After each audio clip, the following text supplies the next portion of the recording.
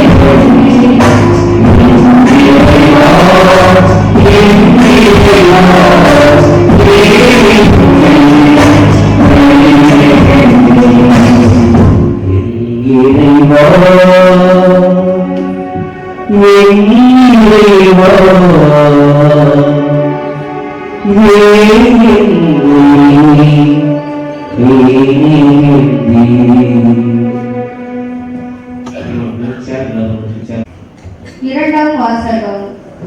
திருத்தூதர் பவுல் பிலிப்பியருக்கு எழுதிய திருமுகத்திலிருந்து வாசகம். கடவுள் வடிவில் விளங்கிய கிறிஸ்து கடவுளுக்கு இணையாய் இருக்கும் நிலையை வைத்து பற்றி கொண்டிருக்க வேண்டியதொன்றாக கருதவில்லை. ஆனால் தம்மையே வெறுமையாக்கி அடிமையின் வடிவை ஏற்று மனிதருக்கு ஒப்பானார். மனித உருவில் தோன்றி சாவி ஏற்கும் அளவுக்கு, அதுவும் சிலுவை சாவியை ஏற்கும் அளவிற்கு கீழ்ப்படிந்து தம்மையே தாழ்த்தி கொண்டார். எனவே கடவுள் அவரை மிகவே உயர்த்தி எப்பெயருக்கும் மேலான பெயரை அவருக்கு அருளினார். ஆகவே இயேசுவின் பெயருக்கு விண்ணவர், மன்னவர், கீழுலோக அனைவரும் மண்டியிடுவர். தந்தையாம் கடவுளின் மாட்சிக்காக இயேசு கிறிஸ்து ஆண்டவர் என எல்லா நாவுமே அறிக்கையிடும். ஆண்டவரின் அருள்வாக்கு. நற்செய்தியின்படி நமது ஆண்டவராகிய இயேசு கிறிஸ்துவின் திருப்பாடல்கள். பாஸ்கா என்னும் குறிப்பற்ற அப்ப விழா நிகழ இன்னும் 2 நாட்கள் இருந்தன. தலைமை குருக்களும் மறைநூல் அறிஞரும் இயேசுவை எவ்வாறு சூழ்ச்சியால் பிடித்து கொலை செய்யலாம் என்று வழி தேடிக் கொண்டிருந்தனர். ஆயினும் விழாவின் போது வேண்டாம், ஒருவேளை மக்களிடையே கலகம் ஏற்படக்கூடும் என்று நினைத்தனர். இயேசு பெத்தானியாவில் தொழுநோயாளர் சீமோன் இல்லத்தில் இருந்தார். அங்கே பந்தியில் அமர்ந்திருந்த போது இலாமிச்சை நறுமண தைலம் கொண்ட படிக சிமிழியுடன் பெண் ஒருவர் வந்தார். அந்த தைலம் கலப்பற்றது, விலை உயர்ந்தது. அவர் அப்படிக சிமிழை உடைத்து இயேசுவின் தலையில் ஊற்றினார். அங்கிருந்த சிலர் கோபமடைந்து, இந்த தைலத்தை இவ்வாறு உருவாக்குவேன், இதை 300 தெனாரியத்திற்கு மேலாக விட்டு ஏழைகளுக்கு கொடுத்திருக்கிறாரே என்று தங்களுக்குள் பேசிக் கொண்டனர். அப்பெண் மீதும் சீறி எழுந்தனர். இயேசு அவர்களிடம், அவரை விடுங்கள், ஏன் அவருக்கு தொல்லை கொடுக்கிறீர்கள்? அவர் எனக்கு செய்தது முறையான செயலே. ஏனெனில் ஏழைகள் இப்பொழுதே உங்களோடு இருக்கின்றார்கள். நீங்கள் விரும்பும் போதெல்லாம் அவர்களுக்கு நன்மை செய்ய முடியும். ஆனால் நான் எப்பொழுதும் உங்களோடு இருக்கப் போவதில்லை. இவர் தம்மால் இயன்றதை செய்தார். என் அடக்கத்திற்காக இவர் முன்னதாகவே என் உடலுக்கு தைலம் பூசிவிட்டார். உலகம் முழுவதும் எங்கெல்லாம் நற்செய்தி அறிவிக்கப்படுமோ அங்கெல்லாம் இவர் செய்வதும் எடுத்து கூறப்படும். இவரும் நினைவு கூறப்படுவார் என உறுதியாக உங்களுக்கு சொல்கிறேன் என்று கூறினார். 12 ஒருவனாகிய யூதாஸ் இஸ்காரியோத் இயேசுவை காட்டிக் கொடுக்கும் நோக்கத்தோடு தலைமை குருக்களிடம் சென்றான். அவர்கள் அதை அறிந்து மகிழ்ச்சியுற்று அவனுக்கு பணம் கொடுப்பதாக வாக்களித்தனர். அவனும் அவரை எப்படி காட்டிக் கொடுக்கலாம் என்று வாய்ப்பு தேடிக் கொண்டிருந்தான். புளிப்பற்ற அப்ப விழாவின் முதல் நாள் வந்தது. பாஸ்கா ஆட்டுக்குட்டியை பலியிடும் அந்நாளிலே இயேசுவின் சீடர், நீர் பாஸ்கா விருந்தினர் நாங்கள் எங்கே சென்று ஏற்பாடு செய்ய வேண்டும் என விரும்புகிறீர் என்று கேட்டார்கள். அவர் பின்வருமாறு கூறி தம் சீடருள் இருவரை அனுப்பினார். நீங்கள் புறப்பட்டு நகருக்குள் செல்லுங்கள். மண் குடத்தில் தண்ணீர் சுமந்து கொண்டு உங்களுக்கு எதிரே வருவார். அவர் பின்னே செல்லுங்கள். அவர் எந்த வீட்டுக்கு செல்கிறாரோ அந்த வீட்டின் உரிமையாளரிடம், நான் என் சீடர்களோடு பாஸ்கா விருந்து உண்பதற்கான என் அறை எங்கே என்று போதகர் கேட்டுச் சொன்னார் என கூறுங்கள். அவர் மேல் மாடியில் ஒரு பெரிய அறையை காட்டுவார். அது தேவையான வசதிகளோடு தயார் நிலையில் இருக்கும். அங்கே நமக்கு ஏற்பாடு செய்யுங்கள். சீடர்கள் சென்று நகரை அடைந்து தங்களுக்கு அவர் சொல்லியவாறே அனைத்தையும் கண்டு பாஸ்கா விருந்துக்கு ஏற்பாடு செய்தார்கள். மாலை வேளை ஆனதும் இயேசு 12 வந்தார். அவர்கள் பந்தியில் அமர்ந்து உண்டு கொண்டிருந்த பொழுது, என்னோடு உண்ணும் உங்களுள் ஒருவன் என்னை காட்டிக் கொடுப்பான் என உறுதியாக உங்களுக்கு சொல்கிறேன் என்றார். அவர்கள் வருத்தமுற்று ஒருவர் பின் ஒருவராக, நானோ நானோ என்று அவரிடம் கேட்கத் தொடங்கினார்கள். அதற்கு அவர், அவன் 12 ஒருவன் என்னுடன் பாத்திரத்தில் தொட்டு உண்பவன். மாவீரர்கள் தம்மை பற்றி மறைநூலில் எழுதியுள்ளவாறே போகிறார். ஆனால் ஐயோ, அவரை காட்டிக் கொடுக்கிறவனுக்கு கேடு. அம்மனிதன் பிறவாக இருந்தால் அவனுக்கு நலமாக இருந்திருக்கும் என்றார். அவர்கள் உண்டு கொண்டிருந்த பொழுது அவர் அப்பத்தை எடுத்து கடவுளை போற்றி அதை பிட்டு அவர்களுக்கு கொடுத்து, இதை பெற்றுக் கொள்ளுங்கள், இது எனது உடல் என்றார். பின்னர் அவர் கிண்ணத்தை எடுத்து கடவுளுக்கு நன்றி செலுத்தி அவர்களுக்கு கொடுத்தார். அனைவரும் அதிலிருந்து பருகினர். அப்பொழுது அவர் அவர்களிடம், இது எனது உடன்படிக்கையின் இரத்தம், பலருக்காக சிந்தப்படும் இரத்தம். ஏனெனில் இறையாட்சி வரும் அந்நாளில் நான் திராட்சை பழ ரசத்தை குடிப்பேன், அதுவரை ஒருபோதும் குடிக்க மாட்டேன் என உறுதியாக உங்களுக்கு சொல்கிறேன் என்றார். அவர்கள் புகழ்பாடல் பாடிவிட்டு ஒலிவ மலைக்கு சென்றார்கள். இயேசு அவர்களிடம், நீங்கள் அனைவரும் ஓடி போனீர்கள், ஏனெனில் 1008 அப்பொழுது ஆடுகள் சிதறடிக்கப்படும் என்று மறைநூலில் எழுதியுள்ளது. ஆனால் நான் உயிருடன் எழுப்பப்பட்ட பின்பு உங்களுக்கு முன்பே கலிலேயாவுக்கு போவேன் என்றார். பேதுரு அவரிடம், எல்லாரும் ஓடி போய்விட்டாலும் நான் அவ்வாறு செய்ய மாட்டேன் என்றார். இயேசு அவரிடம், இந்நிகழ்வில் சேவல் 7 முறை கோவுமன், மும்முறை நீ என்னை மறுதளிப்பாய் என உனக்கு சொல்கிறேன் என்றார். அவரோ, நான் உம்மால் இருக்க வேண்டியிருந்தாலும் உம்மை ஒருவரும் மறுதளிக்க மாட்டேன் என்று மிக அழுத்தமாக சொன்னார். அப்படியே அவர்கள் அனைவரும் சொன்னார்கள். பின்னர் இயேசுவும் சீடர்களும் கெத்சமனி என்னும் பெயர் கொண்ட ஓர் இடத்திற்கு வந்தார்கள். அங்கே அவர் தம் சீடரிடம், நாம் இறைவனிடம் வேண்டும் வரை நீங்கள் இங்கே அமர்ந்திருங்கள் என்று கூறி பேதுரு, யாக்கோபு, யோவான் ஆகியோரை தம்முடன் கூட்டி சென்றார். அப்பொழுது அவர் திகிலும் மனக்கலக்கமும் அடையத் தொடங்கினார். அவர், எனது உள்ளம் சாவு வருமானத்திற்கு ஆழ் துயரம் கொண்டுள்ளது.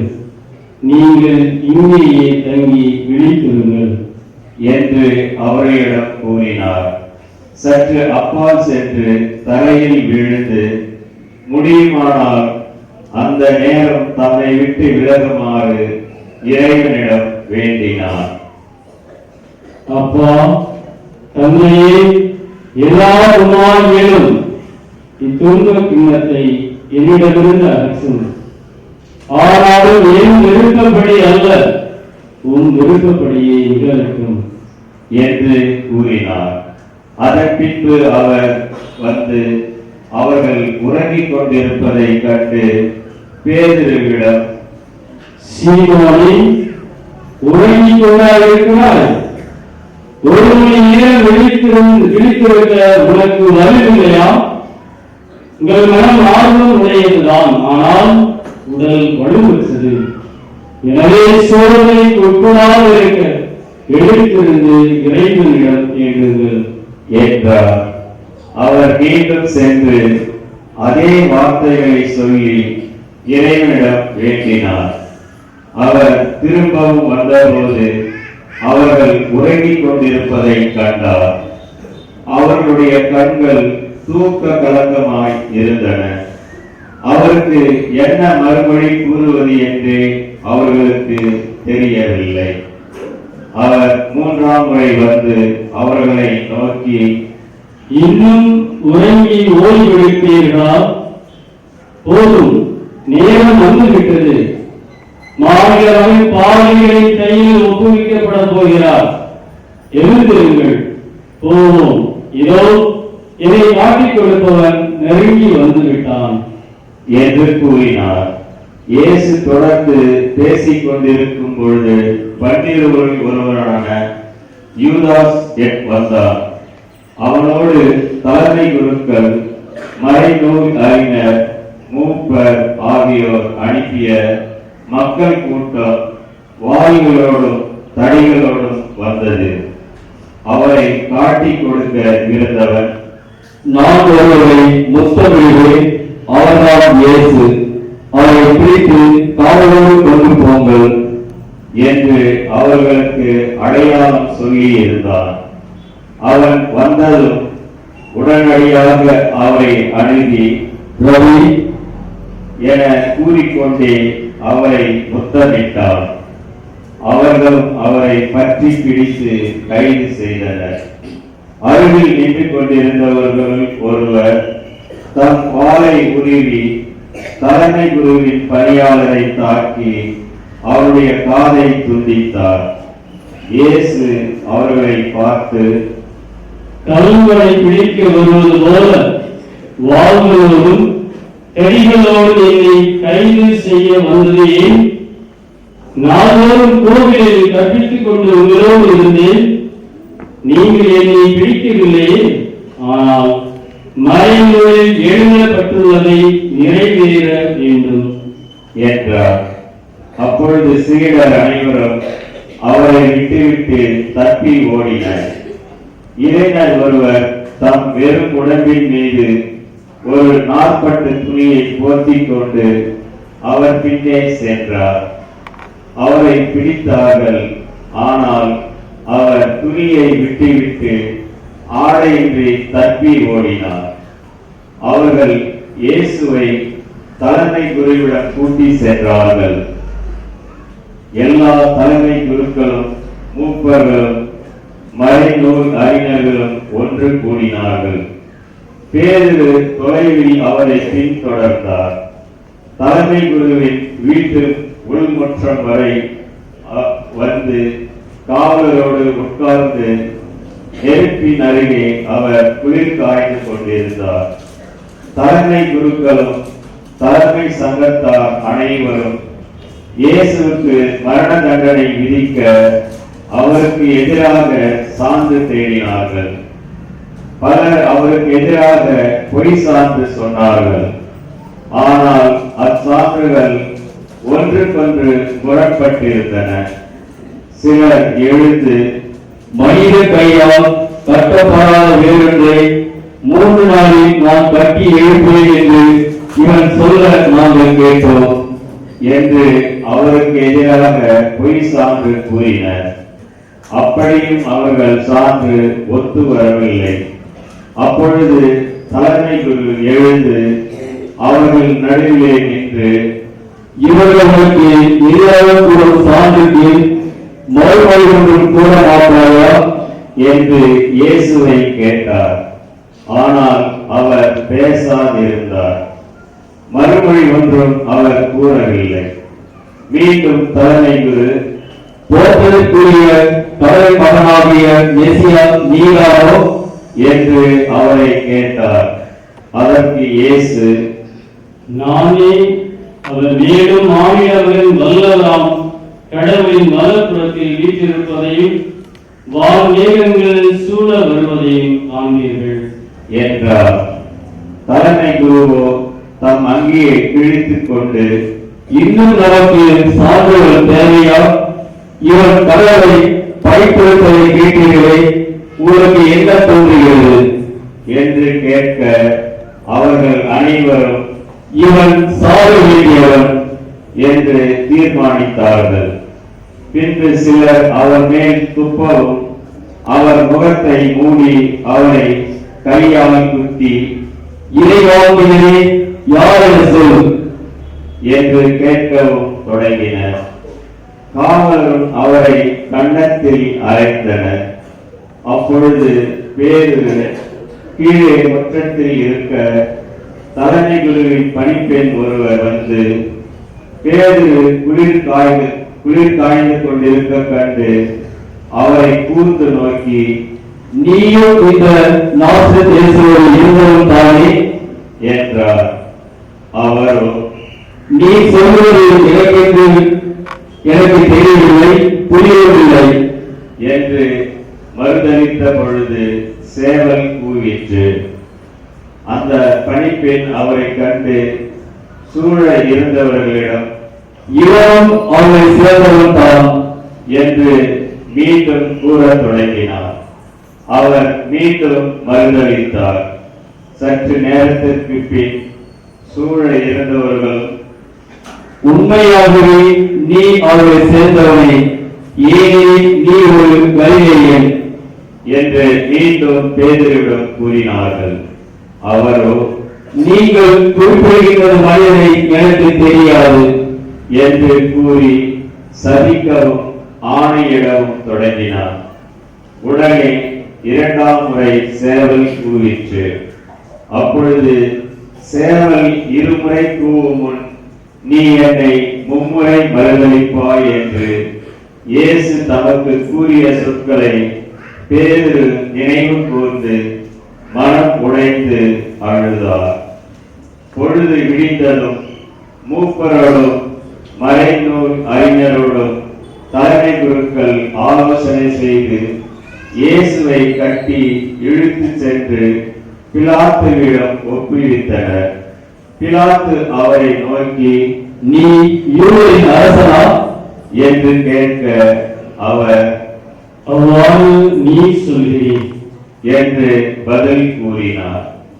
தலைமை குருக்கள் அவர் மீது பல குற்றங்களை சுமத்தினார்கள். மீண்டும் பிலாத்து, நீ பதிலுடன் சொல்ல மாட்டாயா? உன் மீது இத்தனை குற்றங்களை சுமத்துகிறார்களே என்று அவர்களிடம் கேட்டார். இயேசுவோ எப்பதிலும் கூறவில்லை. ஆகவே பிலாத்து வியப்புற்றார். விழாவின் போது மக்கள் கேட்டுக்கொள்ளும் ஒரு கைதியை அவர்களுக்காக பிலாத்து விடுதலை செய்வதுண்டு. பரபா என்னும் கைதி ஒருவன் இருந்தான். ஒரு கலகத்தில் கொலை செய்த கலகக்காரரோடு பிடிப்பட்டவன் அவன். மக்கள் கூட்டம் வந்து வழக்கமாய் செய்வது போல ஒரு கைதியை விடுதலை செய்யுமாறு பிலாத்துவை வேண்டத் தொடங்கியது. அதற்கு பிலாத்து, யூதரின் அரசரை உங்களுக்காக நான் விடுதலை செய்ய வேண்டும் என்று விரும்புகிறீர்களா என்று கேட்டான். ஏனெனில் தலைமை குருக்கள் பொறாமையால் தான் அவரை ஒப்புவித்திருந்தார்கள் என்று அவன் உணர்ந்திருந்தான். ஆனால் தலைமை குருக்கள் தங்களுக்கு பரபாவையே அவன் விடுதலை செய்ய வேண்டும் என கேட்குமாறு கூட்டத்தினரை தூண்டிவிட்டார்கள். பிலாத்து மீண்டும் அவர்களை பார்த்து, அப்படியானால் நீங்கள் ஒரு அரசர் என்று குறிப்பிடுவதை நான் என்ன செய்ய வேண்டும் என்று கேட்டான். அவர்கள், அவனை சிலுவையில் அறையும், அவனை சிலுவையில் அறையும் என்று மீண்டும் கத்தினார்கள். அதற்கு பிலாத்து கூட்டத்தினரின் விருப்பத்தை நிறைவேற்றும் வண்ணம் பரபாவை விடுதலை செய்து இயேசுவை கசையால் அடித்து சிலுவையில் அறையுமாறு ஒப்புவித்தார். பிறகு படை வீரர் அவரை ஆளுநர் மாளிகையின் முற்றத்திற்கு இழுத்துக் கொண்டு போய் படை பிரிவினர் அனைவரையும் கூட்டினார். அவருக்கு செந்நிற ஆடையை உடுத்தினர். ஒரு முள்முடி பின்னி அவருக்கு சூட்டி, யூதரின் அரசி வாழ்க என்று அவரை வாழ்த்தத் தொடங்கினர். மேலும் கோலால் அவர் தலையில் அடித்து அவர் மீது துப்பி முழந்தால் படியிட்டு அவரை வணங்கினர். அவரை ஏளனம் செய்த பின் செந்நிற ஆடையை கழற்றிவிட்டு அவருடைய ஆடைகளை அணிவித்து அவரை சிலுவையில் அறைவதற்காக வெளியே கூட்டி சென்றனர். அப்பொழுது அலெக்சாந்தர் ரூபி ஆகியோரின் தந்தையான சீரேன் ஊரை சேர்ந்த சீமோன் என்பவர் வயல்வெளியிலிருந்து வந்து கொண்டிருந்தார். படை வீரர்கள் இயேசுவின் சிலுவையை சுமக்கும்படி கட்டாயப்படுத்தினார்கள். அவர்கள் மண்டை ஓட்டி இடம் என பொருள்படும் கொல்கத்தாவுக்கு இயேசுவை கொண்டு சென்றார்கள். அங்கே அவருக்கு வெள்ளை போல் கலந்த திராட்சை ரசத்தை குடிக்க கொடுத்தார்கள். ஆனால் அவர் அதை பெற்றுக் கொள்ளவில்லை. பிறகு அவர்கள் அவரை சிலுவையில் அறைந்தார்கள். குலுக்கல் முறையில் யாருக்கு எது என்று பார்த்து அவருடைய ஆடைகளை தங்களுக்குள் பங்கிட்டுக் கொண்டார்கள். அவரை சிலுவையில் அறைந்த போது 9 மணி. அவரது மரண தண்டனைக்கான காரணத்தை அறிவிக்க யூதரின் அரசன் என்று அவர்கள் எழுதி வைத்தார்கள். அவருடைய வலப்புறம் ஒருவனும் இடப்புறம் ஒருவனுமாக 2 கல்வர்களை அவருடன் சேர்ந்து சிலுவையில் அறைந்தார்கள். அவ்வழியே சென்றவர்கள் தங்கள் தலைகளை அசைத்து, திருக்கோளை இழுத்து 3 நாட்களில் கட்டி எழுப்புகிறவரை சிலுவையிலிருந்து இறங்கி உன்னையே விடுவித்துக் கொள் என்று அவரை பழி துரைத்தார்கள். அவ்வாறே தலைமை குருக்கள் மறைநூல் அறிஞர்களுடன் சேர்ந்து அவரை ஏளனம் செய்து, பிறரை விடுவித்தால் தன்னையே விடுவிக்க முடியவில்லை என்று தங்களிடையே பேசிக் கொண்டார்கள். அவர்கள், இஸ்ராயேல் அரசராகிய மெசியா இப்பொழுது சிலுவையிலிருந்து இறங்கி வரட்டும், அப்பொழுது நாங்கள் கண்டு நம்புவோம் என்றார்கள்.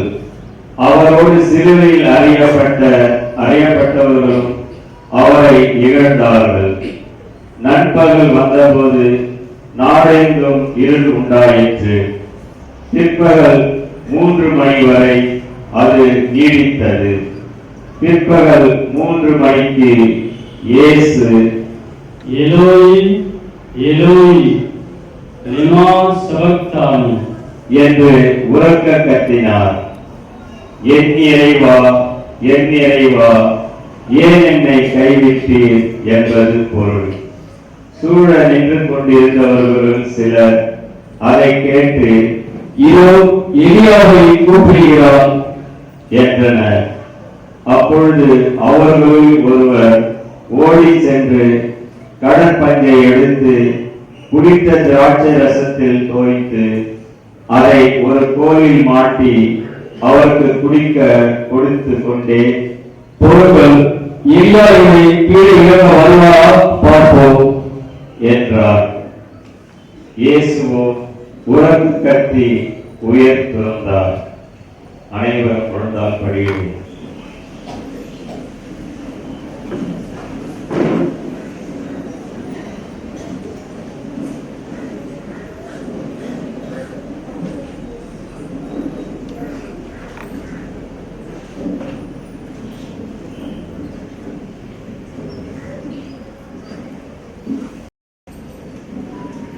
அனைவரும் எழுந்து நிற்போம்.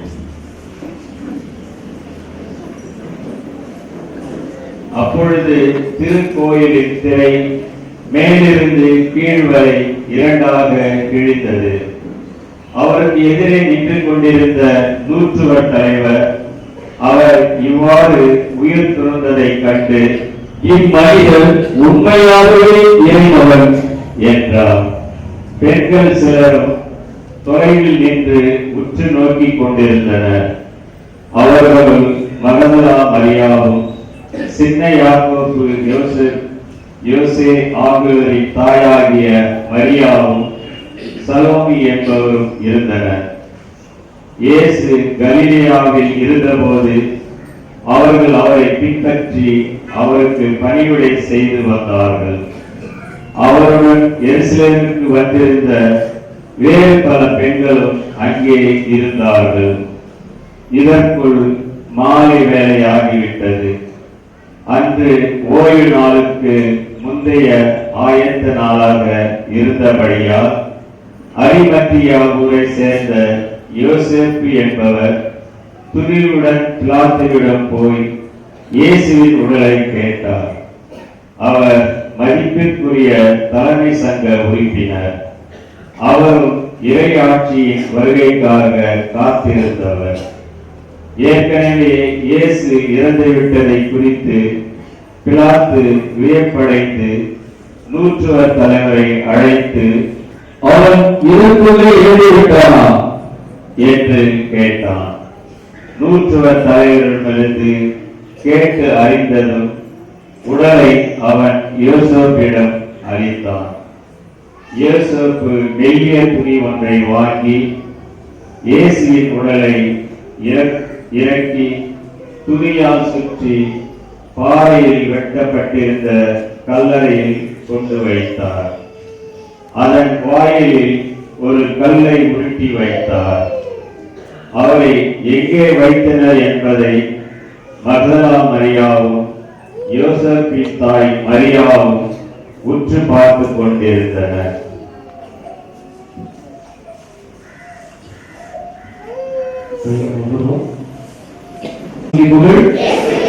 இயேசுவுக்கு நன்றி, இயேசுவுக்கு நன்றி.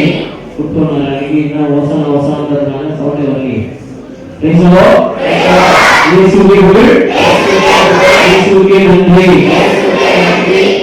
நம்முடைய சகோதர சகோதரிகளே, தாய் திருவகையோடு இணைந்து இன்று நாம குருத்தோலை ஞாயிறை நாம் கொண்டாடுறோம். புனித வாரத்தினுடைய முதல் நாள் நம்ம குருத்தோலை ஞாயிறு என்ற நிகழ்வோடு நாம் துவங்குகின்றோம். 2024 ஆண்டுகளுக்கு முன்பாக நடந்தது என்ன? இயேசு பெத்தானியா செல்கிறார். பெத்தானியாவில் லாசரை உயிர்ப்பிக்கிறார். லாசரை உயிர்ப்பித்து விட்ட பிறகு பெத்பகு வழியாக ஒலிவமலை வழியாக எருசலேமுக்கு போகிறார். அப்படி போகிற பொழுது என்ன சொல்கிறார்? தன்னுடைய சீடர்களை நோக்கி, எதிரே உள்ள ஊருக்கு செல்லுங்கள். எந்த ஊருக்கு?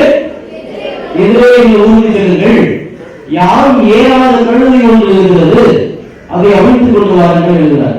கழுதை நிறைய இருக்கும். நம்ம வீட்லயே ஒரு வேலை வச்சுக்கணுமா, அதை பார்த்துட்டு இருக்கோம். நம்ம பேண்ட் செல்பதான் டீ ஷர்ட் இருக்கலாம். சரி, டீ ஷர்ட் இல்லை, டீ ஷர்ட் நடுவில் தான் இல்லை பண்ணலாம். நம்ம ஒரு இடத்துல நம்ம ஒரு வேலையை விட்டாலுமே எங்க இருக்கு நமக்கு தெரியாது. இயேசு சொல்லுகிறார், எதிரே உள்ள ஊருக்கு போங்கள். அங்கே போய் யாரும் ஏறாத ஒரு கழுதை ஒன்று இருக்கிறது, அதை அவிழ்த்து கொண்டு வாருங்கள். அவிழ்த்து கொண்டு வருகிறார். அந்த கழுதையை அவிழ்த்து கொண்டு வந்த பிறகு எதிரே மக்கள் கூட்டம் அதிகமாய் கூடுகிறது.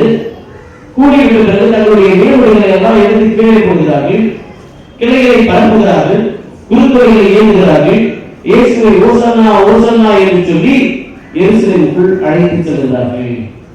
இதான் அந்த நிகழ்வை நாம் பார்க்கிறோம். இதான் நடந்த நிகழ்வு. ஆனா இது சொல்வது என்ன?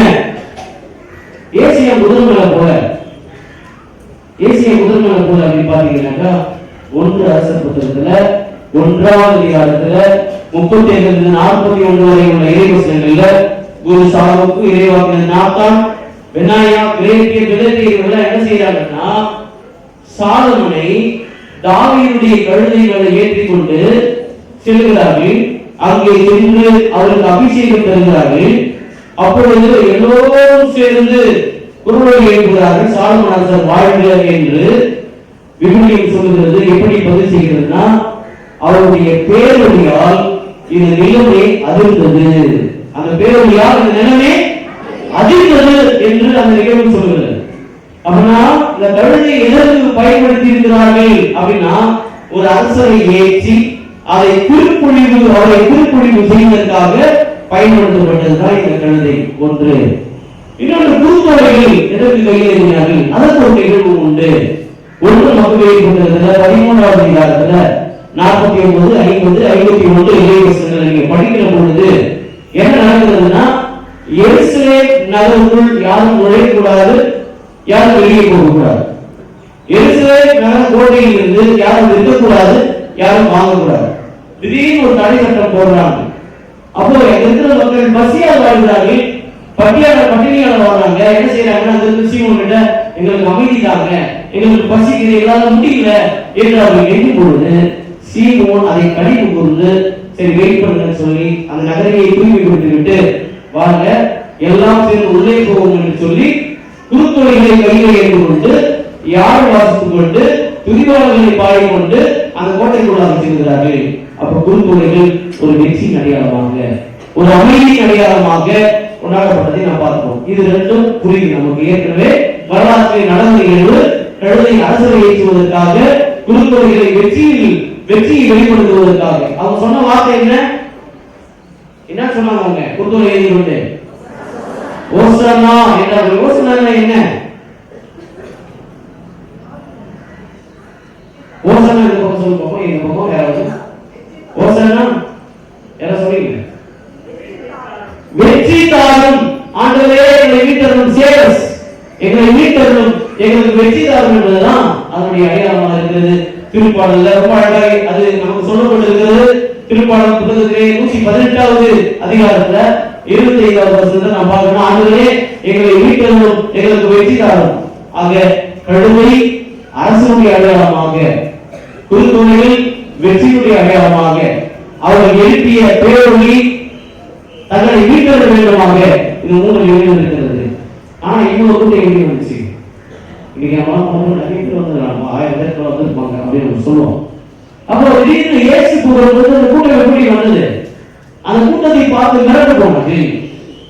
யோவான் நற்செய்தியில 12வது அதிகாரத்துல என்ன நடந்திருக்கிறது அப்படின்னு பார்க்கும்போது, இயேசு பெத்தனியாவுக்கு செல்வார். பெத்தனியாவுக்கு ஏன்னா யூதர்களுக்கு இப்படி ஒரு நம்பிக்கை உண்டு.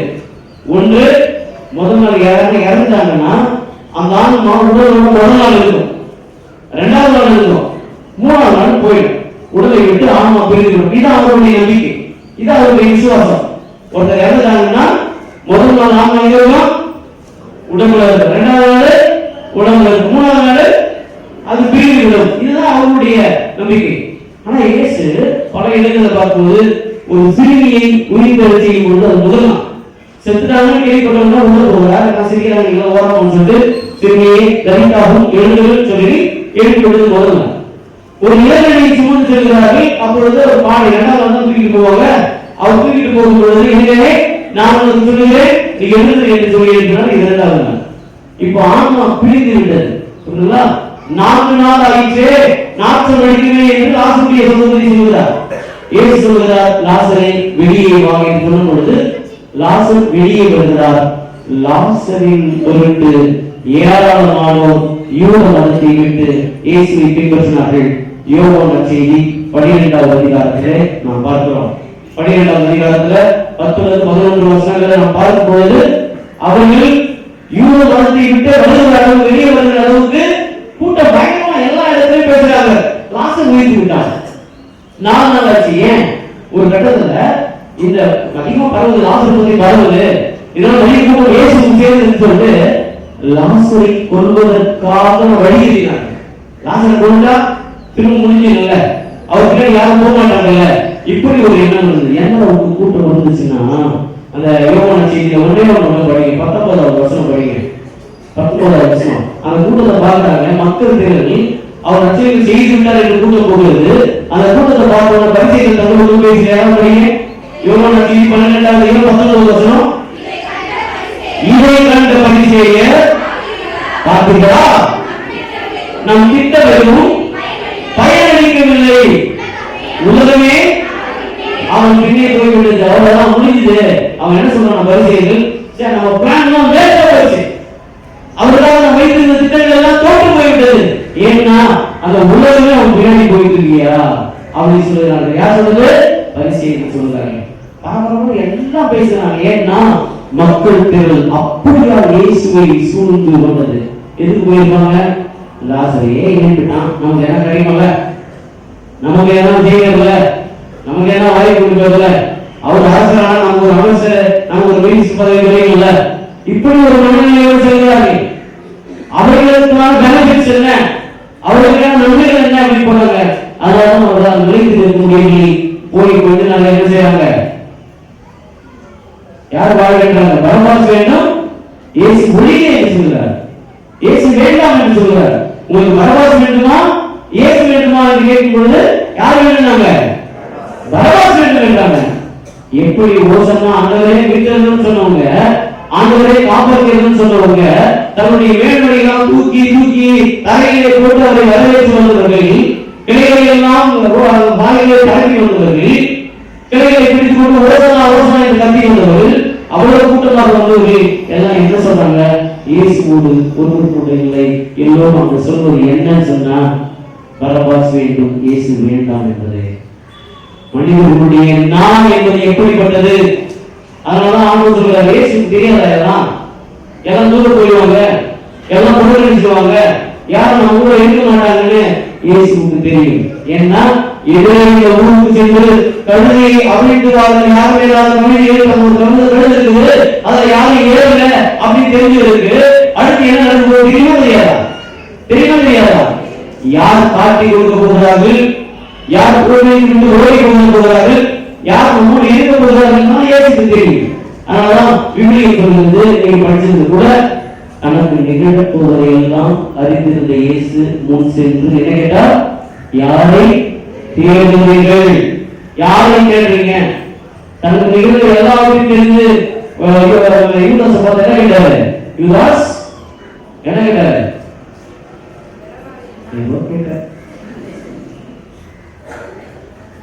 முத்தமிட்டால் நீ காட்டி கொடுக்கிறாய். என்ன கேட்டாரு? முத்தமிட்டாலே முத்தம் என்னுடைய அடையாளம் என்ன? யார் முத்தம் கொடுப்போம்? எல்லாம் போனவங்க கொடுத்துருமா? யார் பிடித்திருக்கிறதோ அவர்களுக்கு கொடுப்போம், யார் மீது அன்பு இருக்கிறதோ அவர்களுக்கு கொடுப்போம், யார் மீது அளவற்ற அன்பு இருக்கிறதோ அவர்களுக்கு கொடுப்போம், யார் நமது நினைக்கிறதோ அவர்களுக்கு கொடுப்போம். அப்படிப்பட்ட முத்தத்தை காட்டி கொடுப்பதற்காக ரோகி யூதாஸ் முத்தம் கொடுத்தான். ஆண்டவர் கேட்கிறாரு, முத்தம் மட்டும்தான் காட்டி கொடுக்கணுமா? எவ்வளவு பெரிய அடையாளம் அது அப்படின்னு சொல்லுதான்.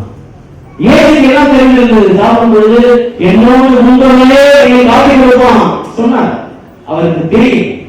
ஏன்னா அவர் சொல்லும்போது எனக்கு தெரியும், தான் கூட சாப்பிட போறவங்க, தன்னை வாழ்த்தி பேசுறவங்க, இவங்க காட்டி கொடுக்க போறாங்க இயேசுக்கு தெரியும். இவங்க தான் இந்த சிலுவையில் ஏற்ற போறாங்க இயேசுக்கு தெரியும். இவங்க தான் என்னை விட்டு ஓய்வு போறாங்க இயேசுக்கு தெரியும். ஆனாலும் ஏன் இதை செய்தார்னு சொன்னாக்கா 2 விஷயங்கள். மறைமுக வாக்குகள் நிறைவேற வேண்டும். இப்படிதான் ஒவ்வொரு நிறைய பார்த்தீங்கன்னா வாக்குகள் தான் நிறைய வாக்குகள் பாருன்னா, இவ்வாறு மறைமுக வாக்கு நிறைவேறுகிறது, இவ்வாறு மறைமுக வாக்கு நிறைவேறுகிறது, ஒவ்வொன்றாக சொல்லிக் கொண்டே வருவார்கள். எப்படி சாக வேண்டும், எப்படி காட்டி கொடுக்க போகிறார், என்ன பாடுகள் பட வேண்டும், எப்படி நிகழ வேண்டும், எல்லாமே முன்குறித்தாயிற்று. ஆகவே மறைமுக வாக்குகள் நிறைவேற வேண்டும். அதனால அவர் வீட்டு ஒரு ஒழுங்கி போகவில்லை. மனித இயல்பு மனிதனாய் பிறந்தனால் வழி இருந்ததே தவிர வேதனை இருந்ததே தவிர அதை விட்டு அவர் போகணும்னு அவர் நினைக்கல. இரண்டாவது, தந்தையுடைய திருவுளம் நிறைவேற வேண்டும். இரண்டாவது வசனம் பாத்தீங்கன்னா, கிறிஸ்து தம்மை தாழ்த்தி சாவை ஏற்கிற அளவுக்கு, அதுவும் சிலுவை சாவையை ஏற்கிற அளவுக்கு கீழ்ப்படிவோனாமா, தம்மை ஆண்டவருக்கு இணையாக கருதி கொள்ளவில்லை அப்படின்னு சொல்றது. அப்புறம் என்ன அர்த்தம் அப்படின்னு பாத்தீங்கன்னா, அவர் தந்தைக்காக தன்னுடைய உயிரையே அவர் பணயம் செய்தார். என் அன்புக்குரியவர்களே, இந்த நாளினுடைய செய்தி என்ன அப்படின்னு நீங்க பாத்தீங்கன்னா, இயேசு நம்மையும் பார்த்து கேட்கிறார், யாரை தேர்ந்தீர்கள்? எதற்காக நம்ம வந்திருக்கோம்? குருத்தோலை பெற்றுக்கொண்டு சொல்வதற்காகவா? இந்த திருப்பதி நிறைவேற்றி சொல்வதற்காகவா? இந்த டிசைன் பண்றதுக்காகவா? கடவுள் கேட்கிறார், எதற்காக யாரை தேர்ந்தீர்கள், எதற்கு வந்திருக்கீங்க அப்படிங்கிற கேள்வி. ஒவ்வொரு திருப்பதி முடிஞ்ச பிறகும் எல்லா இடங்களும் நான் இது வரைக்கும் 3 பேக்ஸ்ல பார்த்துருக்கேன். முடிஞ்ச பிறகு நிறைய டிசைனோட போவோம். இதெல்லாம் எப்படா செஞ்சிருப்பாங்கன்னு பார்த்தா, எப்ப செஞ்சிருப்பாங்க? கஷ்டத்துக்கு தான் செஞ்சிருப்பாங்க. புரியுதா? தெரியும் கரெக்டா முடிஞ்சவங்க பார்ப்பேன். இரண்டு வாக்குகள், இறை வாக்குகள் நிறைவேற வேண்டும் என்று அவருடைய உயிரை பணி செய்தார். தந்தையுடைய திருமணம் நிறைவேற வேண்டும் என்று அவர் எல்லாவற்றையும் ஏற்றுக்கொண்டார். இன்னைக்கு செய்தியாக ஆண்டவர் கேட்பது என்ன அப்படின்னு சொன்னா, நீ வந்திருக்கல, நீ எனக்காக என்ன சொல்ல போகிற? பரபாஸ் வேண்டும் என்று சொல்ல போகிறாயா, இல்ல நான் இயேசு வேண்டும் என்று சொல்ல போகிறாயா? அங்கிருந்து எப்படி ஓடி போனதோ, எப்படி இறந்து நான் இருந்தாரோ அப்படிப்பட்டவர்களாக இருக்க போகிறாயா? நீ ஆயுத வாழ போகிறாய் என்பதை நாம் விடையாக ஆண்டவருக்கு சொல்லித்தான் ஆக வேண்டும். அன்புடைய என் சகோதரர்களே, இந்த குருத்தோலை பகுதியில நாம் யார்? கழுதையாக ஏற்றி சென்ற அந்த கழுதையை போலவா? குருத்தோலைகளை ஆண்டவரை கொண்ட அந்த குருத்தோலைகளாகவா? இல்ல 2 நாளுடைய மக்களாகவா? யார் என்பதை நாம் முடிவு செய்ய வேண்டும். இந்த திருப்பலி அதற்கான திருப்பலி. அன்புடைய சகோதர சகோதரிகளே, இந்த குருத்தோலை பகுதி மூலமாக இறைவனுக்கு ஏற்புடையவர்களாய், இறைவனை ஏற்றுக்கொண்டவர்களாய் வாழ இறைவன் அழைக்கிறார். இரட்டை நாக்குடையவர்களாய் அல்ல, இறைவனை புகழ்வர்களாய், எல்லா சூழலும் ஏற்றுக்கொள்வர்களாக ஆண்டவர் அழைக்கின்றார். அவருடைய இந்த குருத்தோலை பகுதியிலே தொடர்ந்து நடந்து செல்வோம். ஆண்டவருக்காக நிற்போம். இறைவன் கேட்டு வாழ்த்து பெறுவாராக. ஆமென். எழுந்திருப்போம். உங்கள் விசுவாசத்தை அறிக்கையிடுவோம்.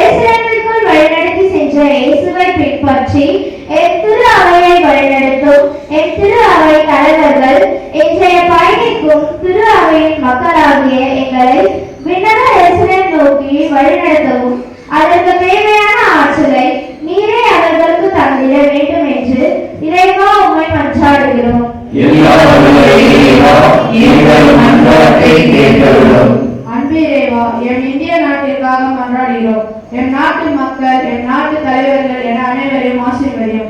என் நாட்டில் மக்கள் சமயம், ஜாதி, இனம், மொழி போன்றவர்களின் அடிப்படையில் பிளவுபடாமல் ஒன்றுபட்டு வாழவும், என் நாட்டு தலைவர்களும் மக்களுக்கான தலைவர்களாக செயல்படவும், குறிப்பாக நடக்கவிருக்கும் பாராளுமன்ற தேர்தலில் மக்களுக்கான நல்ல அரசு மலரவும் அருள் தர இறைவா உம்மை மன்றாடுகிறோம்.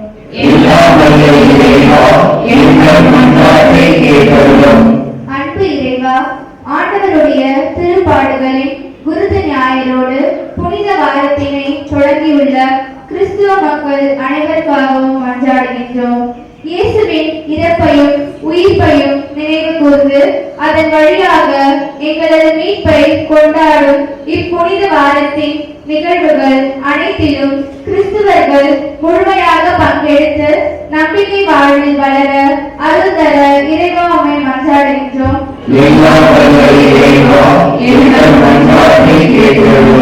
அன்பு இறைவா, என் பங்கில் உள்ள குழந்தைகள், இளைஞர்கள் என அனைவருக்காகவும் மன்றாடுகிறோம். உம் பின்னால் அணிதிரண்டு ஓசானா பாடி சென்ற எபிரேய சிறுவர்களைப் போல எமது பங்கில் உள்ள குழந்தைகளும் இளைஞர்களும் உம்மையே முன்மாதிரியாக கொண்டு தங்கள் வாழ்வில் முன்னேறவும் உமக்குரியவர்களாக வளரவும் அருள் தர இறைவா உம்மை மன்றாடுகின்றோம்.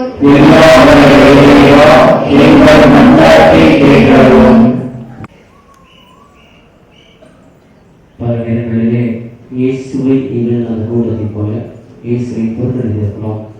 இறைவா, நம்ம விசுவாசத்திலே இன்னும் ஆழம் காணவும், உங்களுடைய நன்மைத்தனத்தை நிறைவாய் நாங்கள் பெற்றுக்கொள்ளவும், அதன் மூலமாக எங்கள் குடும்பங்களிலே உடைய விசுவாசத்தினுடைய ஒளி வீசவும், உங்களுடைய ஆசீர்வாதத்திலே வலுமையிலே எங்கள் வழிநடத்துகிறோம் கொடுக்கிறோம் சொல்லி கொடுப்போம். தந்தையமாக இறைவா, எங்களது இறை நன்மை கொண்டிருக்கிறவர்களே நம்பிக்கையும் விசுவாசம் கேட்ட கொண்டாடுகிறீர்களா? திரும்ப இயேசு கிறிஸ்துவின் நாமத்தில் கொண்டாடுவோம். ஆமென்.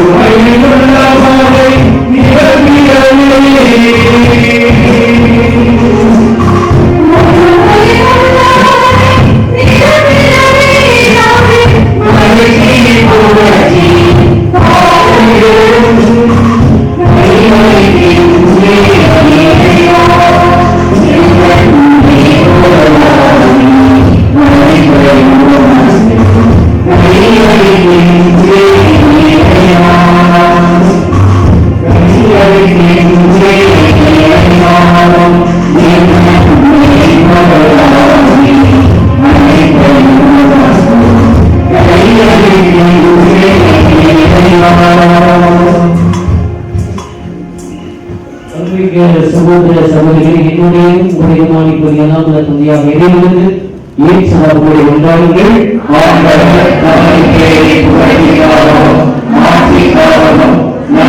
நன்மை காரணம் புனித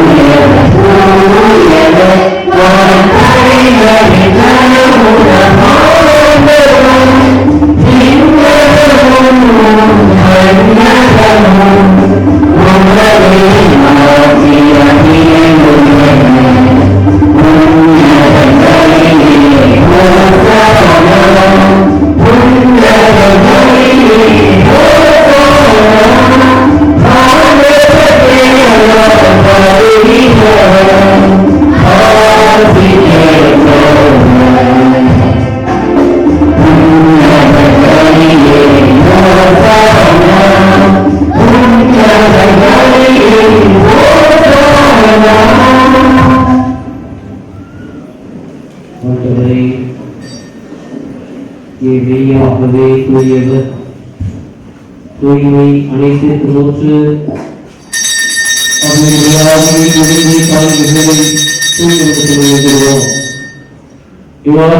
இயேசு கிறிஸ்துவின் உடல் தருமாக எங்களுக்கு இவை மாறுவாங்க.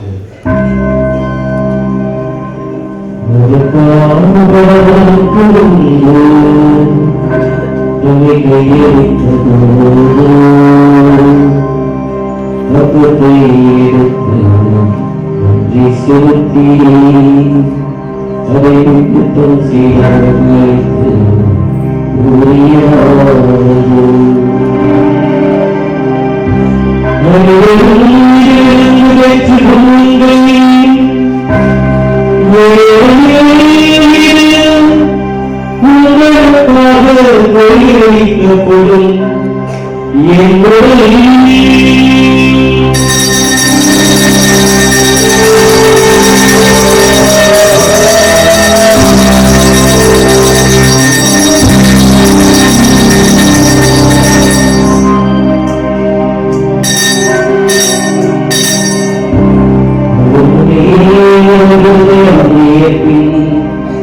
கிண்ணத்தையும் எடுத்து நன்றி கூறி தன் சீடர்களுக்கு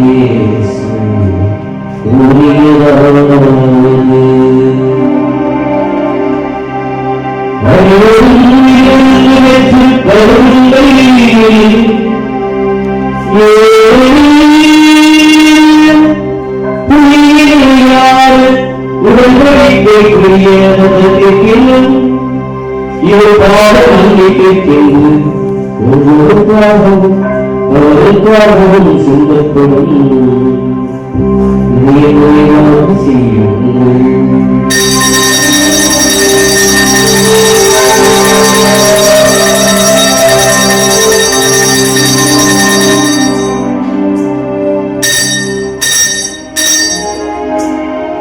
நம்பிக்கையின் மறைமுறை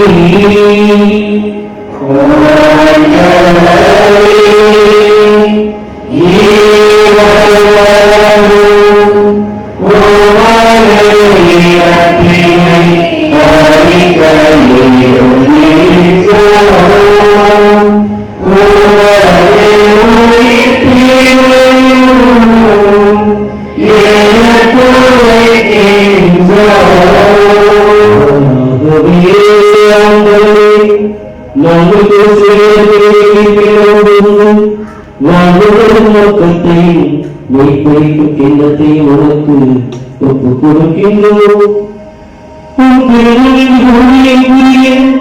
தகுந்தவர்களை ஏற்றுக் கொண்டீர். நன்றி செலுத்துகின்றோம்.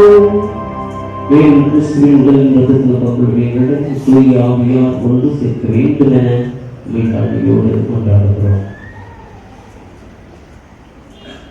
ஆண்டவரை உலகெங்கும் வரவேற்கின்ற உமது திருவகை நினைவுகளும் எங்களுக்கு தந்தை பிரான்சிஸ்காரியார் எல்லா சூழ்நிலையிலும் அவர் அனைவரோடும் உமது திருவகை அன்பில் நிறைவுற செய்தார்கள்.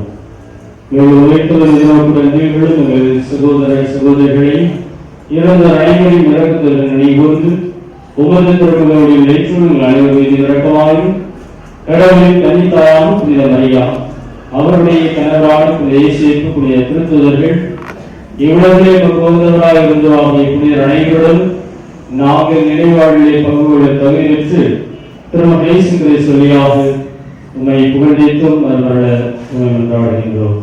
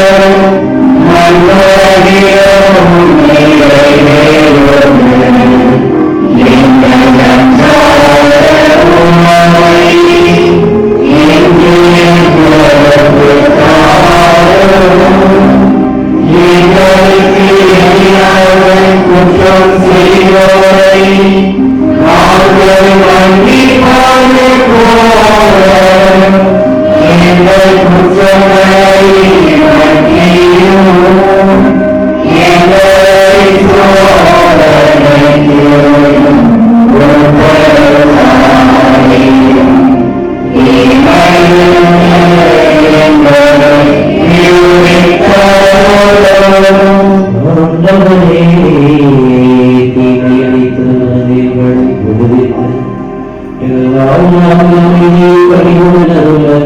உண்மை உதவியா நாங்கள் பாவத்தில் யாரும் நோக்கி உண்மையாகவும் காத்திருக்கின்றோம்.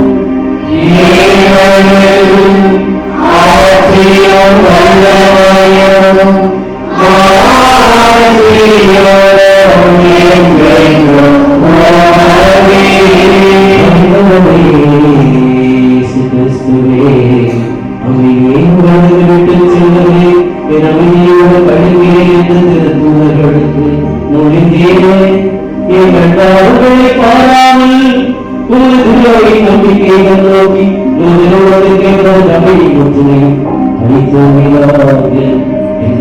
நோக்கி ஆட்சி செய்கின்றோம்.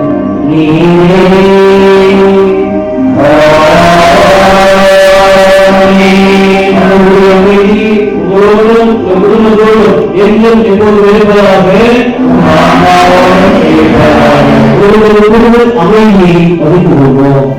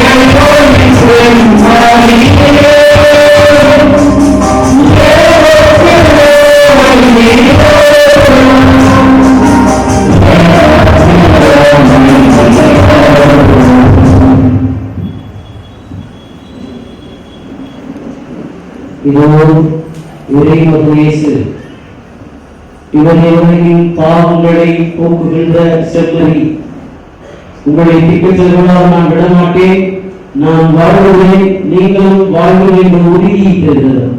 இவருடைய திருமணத்துக்கு அழைக்க பெற்றோம், பேர் பெற்றோம்.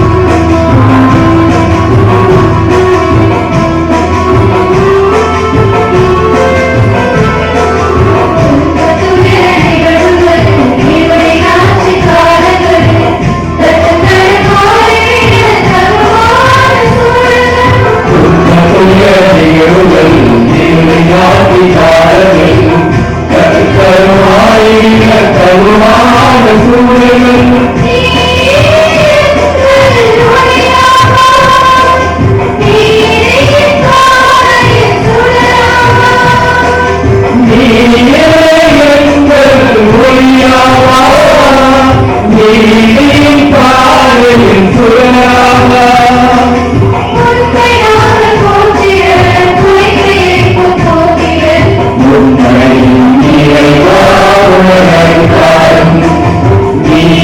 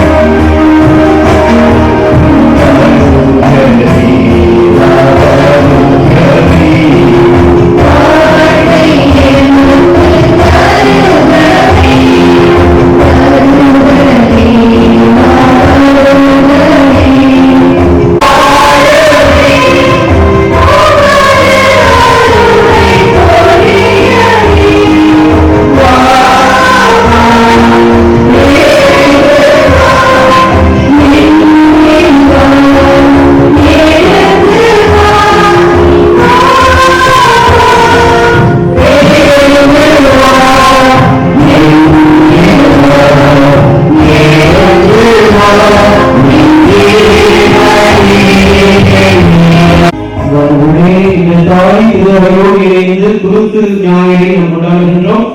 இன்றைய குருத்தோலை பவனிக்கு வேண்டத்தை தயார் செய்த அச்சுகுதிரிகள் பாத்திமா அச்சுகுதிரிகள் அனைவருக்கும் நம்முடைய கடவுளை பற்றி நம்முடைய நன்றிகளை சொல்கின்றோம். பூக்களையே ரோஜா இலையிலேயே ரோஜாவும் பண்ணிருக்காங்க. ரொம்ப நல்லா செய்திருக்கிறாரு நம்முடைய அச்சுகுதிரிகள். கடவுளை பற்றி அவர் விருப்பமாக வாழ்த்துகிறோம். அதே போல குடும்பம் ஆரோக்கிய ஆசிரியர்களை மிக அழகாக தயாரித்திருக்கிற ஆசிரியர்களை பங்கு கொள்வது நம்முடைய கடவுளை பற்றி நம்முடைய வாழ்த்துக்களை நாம் சொல்லியிருக்கிறோம். இன்றைய வழிபாட்டிற்கு அந்தோனியார் மலையை சுத்தம் செய்து அழகுபடுத்திய மரியாதை சேனைகள் மற்றும் பெண்கள் பணிகளுக்கு கடவுளை நன்றிகளை தெரிவிக்கிறோம். மேலும் அவருக்கு உதவிய சந்தோஷ் அவர்களுக்கும் வேடத்தை சுத்தப்படுத்தி மேலும் பணிகளை செய்தமைக்கு அவருக்கு கடவுளை நன்றிகளை தெரிவிக்கிறோம். மற்றும் ஒரு சில கார்பெட் வழங்கிய கிளமெண்ட் அவர்களுக்கு நம்முடைய கடவுளை தெரிவிக்கிறோம். கார்பெட்களை நமக்கு வழங்கிய ஜெரால் விஜய் நம்முடைய நன்றிகளை தெரிவிக்கிறோம். ஆலய நிகழ்வுகளுக்கு கேட்கும் போதெல்லாம் அந்த குட்டியானை கொடுத்து நிறைய நமக்கு சேவ் பண்ணியிருக்கிற திருவாளர் ஆலய கிளமெண்ட் அழைக்கிறது அவர்களுக்கு நம்முடைய கடவுளை நன்றிகளை தெரிவிக்கிறோம்.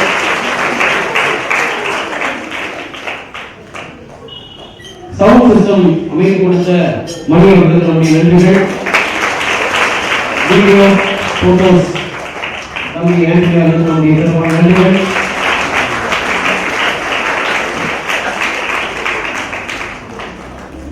இன்றைய வழிபாட்டிற்கு தர்கா இளையோர் குழுவினர் அழகாய் தோரணம் கட்டி இந்த நாளை சிறப்பித்திருக்கிறார்கள். இளையோர் குழுவிற்கு நம்முடைய நன்றிகளை நாம் தெரிவிக்கிறோம். குறிப்பாக Katiraj, Wilson, Akash, Silvery, Servin, Nishan, Jero, Farlai, Paksan, Roshan, Rohit, Danson, Vishal, Sunil, Vinod ஆகியோருக்கு தனிப்பட்ட முறையில் கடவுளை வாழ்த்துகிறேன். இன்றைய வழிபாட்டிற்கு அழகாக நம்முடைய கோயிலுக்கு நம்முடைய பாடல்கள் நம்முடைய நன்றிகளை தெரிவித்துள்ளோம். அவர்கள் மேலும் செய்து போல ஜேக்கப் நம்முடைய சிறப்பான நன்றிகளை தெரிவித்து வருகிறோம். நாம் நடிகர்கள் நம்முடைய ரெஸ்டாரண்ட் மற்றும் அவருடைய கோக் குணா கீதா கார்த்திக் சுகன் சுசன் சேவிய பிரமிளா தாமஸ் சுகன் பரநாம உதாரணை குழுவில் வந்திருக்கிறார்கள்.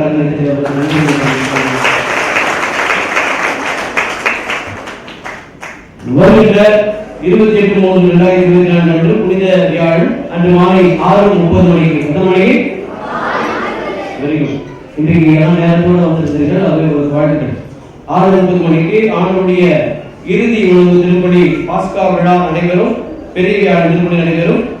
பங்கு பெயர்களிலிருந்து 12 அப்போஸ்தலர்களை தேர்வு செய்து அந்த நாளிலே திருவழிபாட்டிற்கு பாதம் பெறும் சடங்கும் நற்கரை ஏற்படுத்துதல் நற்கரை இடமாற்ற பவனி நடைபெறும். ஆகவே எல்லோரும் கலந்து கொண்டு சிறப்பிக்க அன்போடு அழைக்கின்றோம். அன்றைய நாளில் தபகால உண்டிகள் உண்டி மற்றும் ஊர்க்கை கடி அரிசி காணிக்கையாக பெற்றுக் கொள்ளப்படும். ஆகவே மறக்காமல் கொண்டு வரும்படியாக கேட்டுக் கொள்கிறேன். அன்றைய 12 அப்போஸ்தலருக்கு மண் மற்றும் டவல் பாஸ்கா மெழுகுவர்த்தி ஆகியவை உபயோகம் செய்த திருவாளர் பீட்டர் அவர்களுக்கு நம்முடைய நன்றிகளை தெரிவித்துக் கொள்வோம். அன்றைய சிறப்பிக்கிறார்கள் அச்சுறுதிகள் மற்றும் கிளை பகுதி சார்ந்த பொதுமக்கள். அன்றைய 9 மணி முதல் 12 மணி வரை நற்கருணை ஆராதனை. மறுநாள் வெள்ளிக்கிழமை காலை 6 மணி முதல் 1 மணி வரை அன்பியர்கள் பக்த சபைகள் தனது ஒடுக்கப்பட்ட கால அட்டவணை நேரத்தோடு நற்கருணை சந்திப்பு செய்யுமாறு கேட்டுக்கொள்கிறோம். பிற்பகல் 1 மணி முதல் 1:30 மணி வரை பொது சந்திப்பு. பிற்பகல் 2 மணிக்கு அந்தோனியார் திருமலையில் திருச்சிலுவை பாதை. அதனைத் தொடர்ந்து சடங்குகள் இங்கே நடைபெறும். மேலும் சரியாக 3 மணிக்கு ஆண்டுடைய திருப்பாடலுடைய திருச்சிலுவை ஆராதனை வழிபாடு திருச்சிலுவை சுத்தம் செய்தல் நற்கருணை வழங்குதல் வழிபாடு. அதனைத் தொடர்ந்து மறுநாளுடைய இறுதி பயண ஊர்வலம் இங்கிருந்து ஆலயத்தை நோக்கி கொண்டு செல்லப்படும். அதனாலே புனித வெள்ளி நோன்பு கட்சி வழங்கப்படும். இதை ஏற்பாடு செய்த திருவாளர் சந்தோணிராஜ் அவர்களுக்கு கருணை தெரிவித்துள்ளோம். வழிபாடு இளையோர் குழுவினர் சிறப்பில் வழிநடத்துவார்கள். அன்றைக்கு தேவையான மோர் மற்றும் நீர் பாட்டில்கள் வழங்க விருப்பமுள்ளவர்கள் இதனை அடுத்தபடி அன்போடு கேட்டுக்கொள்கின்றேன். மேலும் இந்த புனித வார சிறப்பு நிகழ்வுகள் பங்கு மக்கள் தாராளமானவர்கள் உதவி செய்ய நம்மோடு அழைக்கின்றோம். 30/3/2024 அன்று புனித சனி அந்த இரவு 10:45 மணிக்கு பாஸ்கா திருவிழா சடங்குகள், ஆண்டவர் இயேசுவின் உயிர்ப்பு திருவிழா. அன்றைய நாளை சிறப்பிக்கின்றவர்கள் பங்கு பெற இருக்கிறார்கள். அன்றைய தினம் புது நெருப்பு, புது தண்ணி சந்திப்பு, திருமுழுக்கு புதுப்பித்தல், ஆண்டவர் இயேசுவின் உயிர்ப்பை சிறப்பிக்க அழைக்கிறோம். எனவே இந்த புனித நிகழ்வு கலந்து கொண்டு உயிர்ப்பு இயேசு ஆசிரியர் அன்போடு அழைக்கின்றோம். 31/3/2024 அன்று புனித உயிர்ப்பு ஞாயிறு அன்று காலை 7 மணிக்கு பங்கு ஆலயத்தில் திருப்பணி நடைபெறும். 9:30 மணிக்கு ஆர்த்தி கணிகையிலே திருப்பணி நடைபெறும். தவக்கால கவனம் கொடுக்க வந்தவர்கள் வருகின்ற வியாழன் அன்று கொடுக்கும்படியாக நம்மோடு கேட்டுக் வருகின்றோம். அன்புக்குரியவர்களே, வருகின்ற வெள்ளிக்கிழமை சுத்த போசனம் மற்றும் ஒரு சந்தி அனுபவித்தல். இந்த நேரத்தில் தான் நிறைய நமக்கு ரொம்ப பசி இருக்கும், நிறைய அட்ராக்ஷன்லாம் நிறைய இருக்கும். ஆகவே இந்த வாரத்தில் வந்து நம்ம எவ்வளவு முடியுமோ அந்த நேரத்துக்கு நம்ம முயற்சி செய்ய உங்களை அன்போடு அழைக்கின்றேன். யாராவது ரொம்ப அழகாக டிசைன்லாம் பண்ணிக்கிறேன், கொஞ்சம் காட்டுங்க, பிரைஸ் தரலாங்க. யூத் எவ்வளோ அழகாக பண்ணிக்கிறேன், ஒரு வழி இல்லை, ரொம்ப அழகாக சிறப்பிச்சிருக்கிறாரு. யார் அழகாக ஏன்னா தேவைப்படுறாங்க, இவ்வளோ டிசைன்லாம் சிஸ்டர் ரொம்ப நேரம் கஷ்டப்படுத்திட்டாங்க. யார் யாரெல்லாம் பண்ணலான்னு அடுத்த வருஷம் முன்கூட்டியே செய்ய வச்சிடலாம். அதனால யாரும் செய்திருந்தா அதுதான் நிச்சயம் பேசுறேன், சும்மா தான் சொன்னார், உண்மையே சொல்றேன். அதனால பிரைஸ் இருக்குது, அதனால ரொம்ப அழகாக செஞ்சுட்டு தான் தரேன். நம்மளுக்கு மிக முக்கியமான ஒன்று, நம்முடைய இந்த அந்தோனியாவுடைய திருமலை ரொம்ப குறைவாக உட்காரக்கூடிய அளவுக்கு இருந்தது. இப்போ யாருமே நீங்க பாத்தீங்கன்னா உள்ளே மட்டும் நம்ம யாருமே 500 சேர் போடப்பட்டிருக்கிறது. வெளியே 100 சேர், வெளியே 100 சேர், அது இல்லாமல் 200 சேர் வந்திருக்கு. யாருமே 560 பேர் உட்கொள்ளக்கூடிய தாங்கக்கூடிய ஒரு அழகான இடமே அமைந்திருக்கிறது. நம்ம இதுவரைக்கும் வந்த பணத்தை நம்ம செலவு செய்திருக்கிறோம். இன்னும் ஒரு சிலர் நிறைய பேர் உதவி செய்கிறேன் இருக்கிறார்கள், நிறைய பேர் உதவி செய்திருக்கிறார்கள். ஆக இன்னும் ஒரு சில பணிகள் இருக்குது. குறிப்பாக இந்த கிரில்லாம் மூடி பாதுகாப்பது, ரெண்டாவது டைல்ஸ் போடுறது, ஆடியோ, அந்த மாதிரி நிறைய விஷயங்கள் இருக்கிறது. உங்களுடைய இந்த கிரில் செய்வதற்கு 1 கிலோ எவ்வளவு 61 ரூபாய். யாருக்குரிய ஒரு 16 பேர் வந்து 1000 கிலோ கொடுத்தாங்க, ஒரு 400 கிலோ தேவைப்படுகிறது. அதெல்லாம் சின்ன சின்ன கம்பிகள் தேவைப்படுகிறது. அது ஒன்று. டைல்ஸ் போடுறதுக்கு நம்ம சாயலாம், நம்ம பக்கத்தில் இருக்கிறதுனால அது தாராளமா நமக்கு பெரிய மனதோடு உதவி செய்து டைல்ஸ் வாங்கி கொடுத்துறாங்க. அதை பதிய நமக்கு 30 ரூபாய் செலவாகுது இந்த சிமெண்ட் எல்லாம் சேர்த்து. அதனால 60 + 30 எவ்வளோ 100 ரூபாய். ஒரு ஸ்கொயர் ஃபீட் 100 ரூபாய். நீங்க 2 வேலை செய்யலாம். அதனால உங்களால எவ்வளவு கொடுக்க முடிகிறதோ, என்னிடமோ உதவி கொடுத்தவர்களிடமோ அல்லது பங்கு பெற துணைகளிடமோ நம்முடைய பேர்களை நீங்க கொடுத்தீங்க சொன்னாக்க அது பயனுள்ளதாக இருக்கும். சரிங்களா? 10 தரேன், இல்லை 5 தரேன், ஏதாவது 5 ஸ்கொயர் ஃபீட் எடுத்துக்கிறேன், அந்த மாதிரி நீங்க எடுத்துக்கொண்டீர்கள் என்றால் ரொம்ப இருக்கும். எவ்வளவு வந்து டைல்ஸ் போடுறது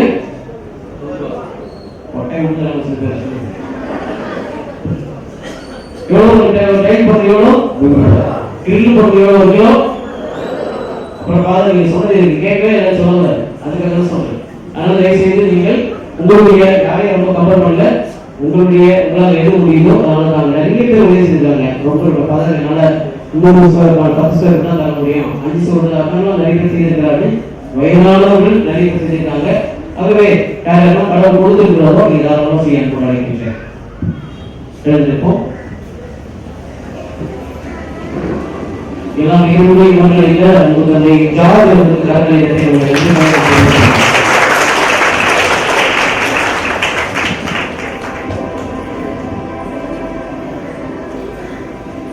பீடிச்சு நம்முடைய கருங்களை சொல்லி சண்டை சண்டை நல்ல ஒரு கேட்குவேன்.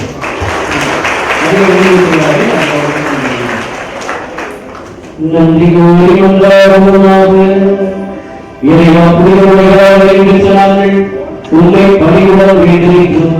அதனால் நாங்கள் நம்முடைய எதிர்நோக்கி இருக்க செய்தி நாங்கள் நாடுவதையாக குறிப்பிட உள்ளதைய செய்தியாகும் உண்மை நன்றாக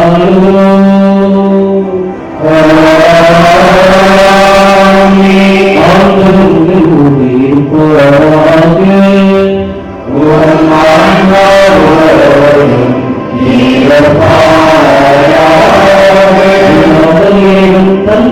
மகன் தூயாவியார் அனைவரையும் ஆசீர்வதிப்பாராக. சென்று வாருங்கள், திருப்பலி நிறைவேறிற்று.